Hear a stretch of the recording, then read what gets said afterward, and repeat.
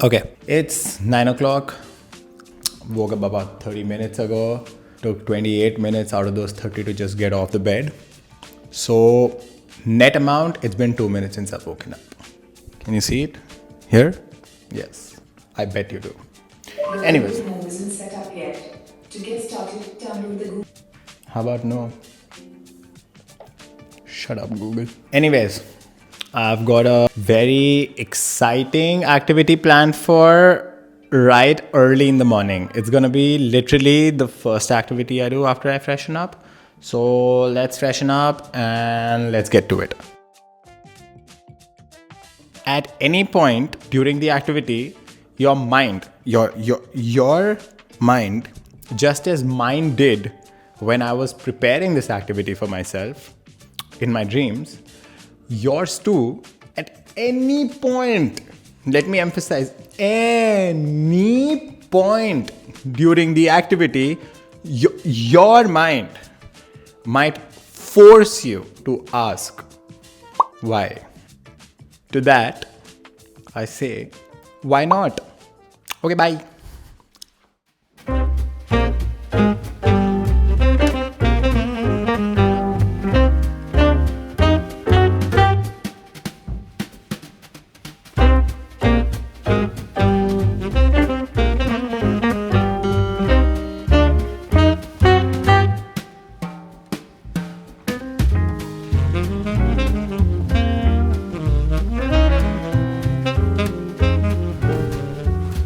Okay, so we're back. And this time, we're back with the ball. Now let me tell you the fun activity that we have planned. Okay? So, there's this ball. And in a galaxy far, far away, approximately 18 feet away, there. Here. There's a bowl. Alright? Now, what is the activity that we have planned for today? Okay. Again, let me remind you the disclaimer. At any point, your mind asks you why, you say, exactly. Why not? So, this ball, I will stand exactly where the camera is, which is 18 feet away from that ball. Alright. And I'm going to try to bounce the ball into that bowl. The rules are, have fun. Second, have a lot more fun. And third is that it should bounce, this ball should bounce 3 times before going into that ball. Do you get it? Do you get it? Technically, the only rule that I have is that this ball should bounce and it should bounce 3 times before it enters that ball. Clear? Let's get it!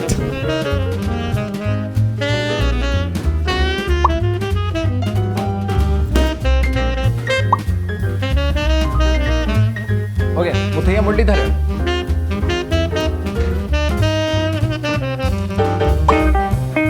Zahir Khan.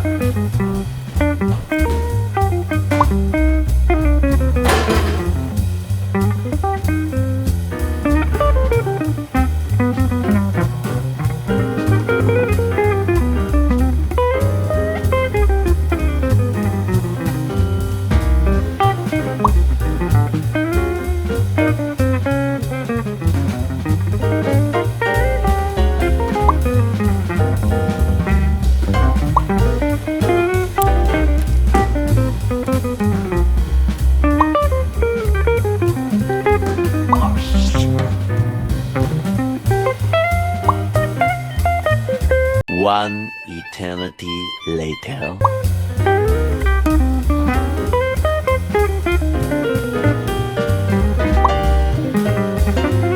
Why?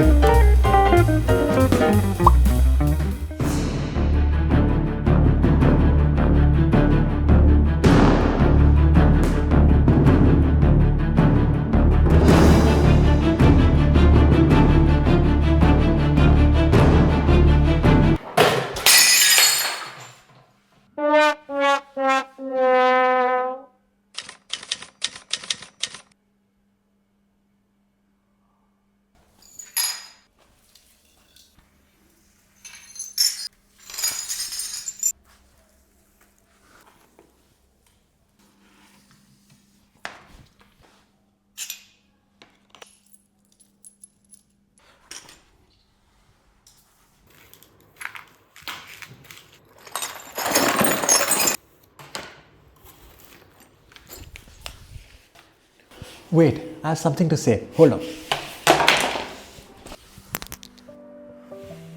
You know,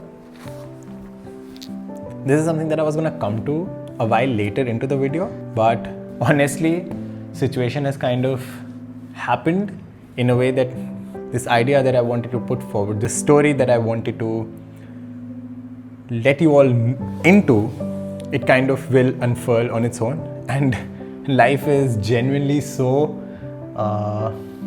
candid in that way. So this is something that we've all heard, but allow me to reiterate. Sometimes, life just happens. And as life happens, so do failures, so do rejections. It's all a part of it. We can't always gauge in which way life is going to bounce and what is going to knock over and what's going to shatter. It's impossible to gauge. We genuinely have no control over it. And I get it. That sucks. But sometimes you just have to take it. Just take that sadness, take that failure, take that rejection and feel it. Feel the disappointment. Feel all the mess that it's created. And then move on. Move on to the next target, the next goal, the next activity, the next dream. Just move on to the next one and let life go on. Anyways, on to the next activity. Let's go.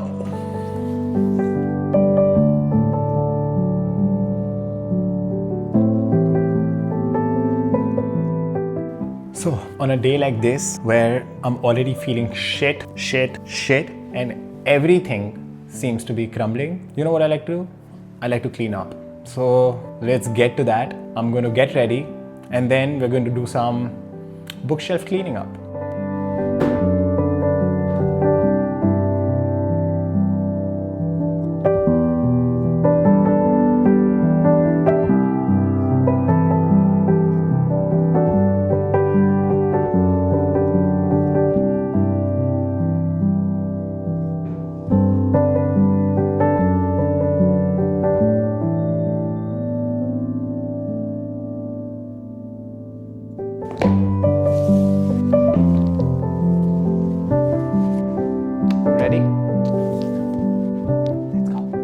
Okay, now that we have cleaned ourselves up and I'm feeling a little bit more relaxed, it's time to get to cleaning the house. Specifically, I've got the bookshelf cleaning plan for today. You see that? That bookshelf here? This? Yes, that. So part of it we're going to clean today, part of it the plan is to clean tomorrow because the entirety of it is just too much to do for one day. So yeah, we'll go do that and we'll have some heart-to-heart conversation. Okay, let's go.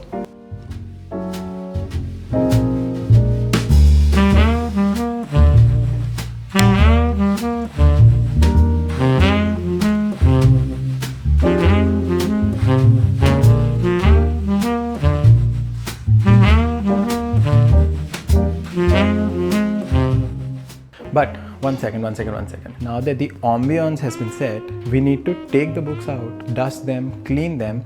Only then will they be ready to actually be put back onto that shelf again. So I'll do the de-cleaning part first, which I'll time lapse for you guys because I don't want you guys to just get bored seeing me take books out for 600 hours. Then once we get back to putting the books back into the shelf, we can get talking. So time lapse in 3, 2, 1.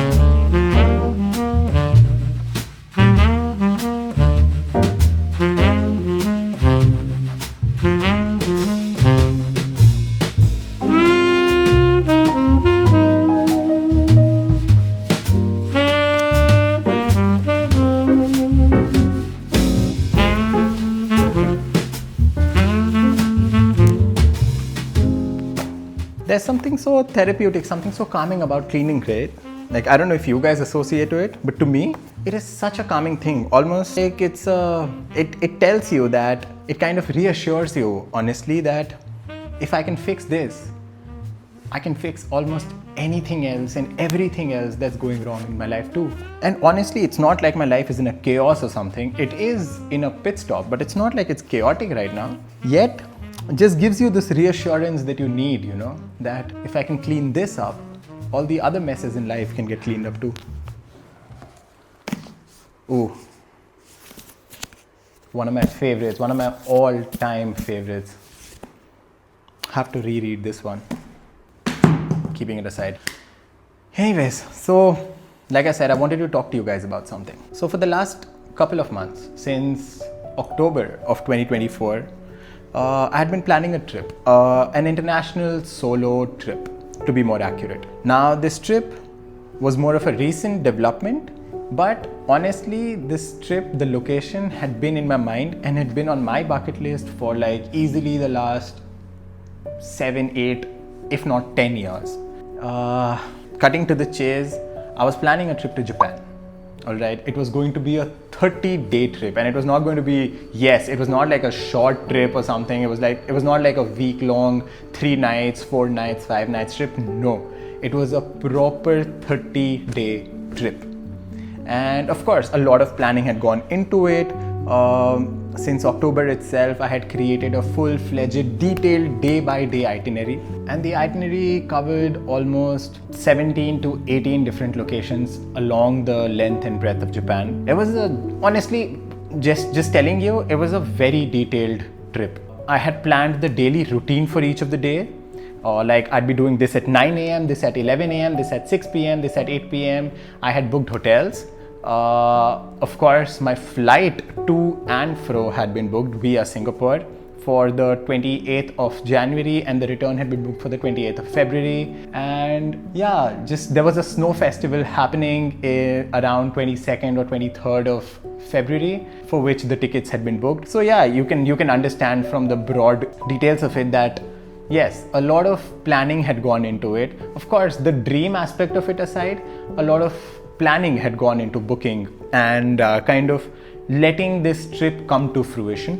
But a few days ago, I was traveling somewhere and I get a call from the consulate of Japan saying that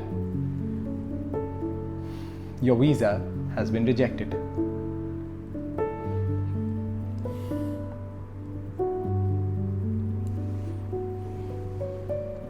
All the planning, all the goals, all the expectations, all the driving forces, honestly, the entirety of the dream, for the moment, came crashing down with just one call, or 7, 8, maybe a 10-second call that your visa has been rejected.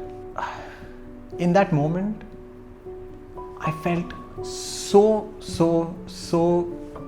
disappointed, so dejected, and I just wanted to give up. And of course, I don't mean that give up in the broader sense of things, but just in that moment, I felt like I could fall to the floor and I wouldn't get up for the next fortnight. My body felt like it had no energy left in it. It was such a crestfallen moment. Like even right now, it's just been a few days, and the moment of it, the feeling of it is so raw that even right now, while talking to you, I can feel my spine tingle. I can feel the blood rush into the tips of my fingers. I can feel on the verge of tears welling up in my eyes, because it wasn't just about a trip, right? Like, of course, I had planned this thing for you guys, for me, but there are times, where these dejections happen and they don't just kind of, in a way, they feel very earth-shattering. They feel like your dreams have been taken away from you. And that's such a sad thing. That's such a sad thing.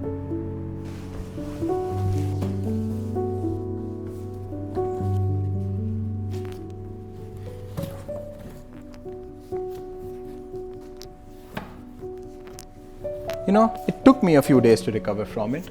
Honestly, I could have made this video the next day, but I didn't have any energy to do it. And it took me days. It took me like 5 or 6 days to just recover from it. But today I am sad, but I don't think I'm even remotely as sad as I was the day when I received the news. And I think that's how it is with most things in life, right? Like, I'm sure you guys can also associate, whether it's a breakup, a failed exam, a job that you were looking forward to where you got rejected from. Maybe some of you had planned a trip to Japan and your visa got rejected. We go through these things, these ups, these downs, every day, every single day of our lives. Some of them are big, some of them are small, some of them are so minute that we don't even remember them 3 minutes from that incident, and some of them are so significant that we carry them on for a relatively longer time. But these moments of dips, these moments of these downward trajectories, they happen from time to time in our lives. And I when this happened to me, when the Japan visa got rejected, I realized that it's okay. It's okay for these moments to happen, you know. It's okay to have rejections. It's okay to have disappointments. It's okay to fail, you know. Because tomorrow, the next minute, the next hour, the next week, the next month, or the next year, you will get back up. There will be something that happens that feels like an up, in contrast to the down that you're feeling in this moment, or the down you were feeling in that moment. An up will come. It's about choosing to move on. We just need to realize that despite all the things that may happen in our lives, all the dejections we may feel, all the dreams that may get crushed because of certain things, certain situations, certain people, life goes on. And life is so much bigger than all of these incidents, all of these situations.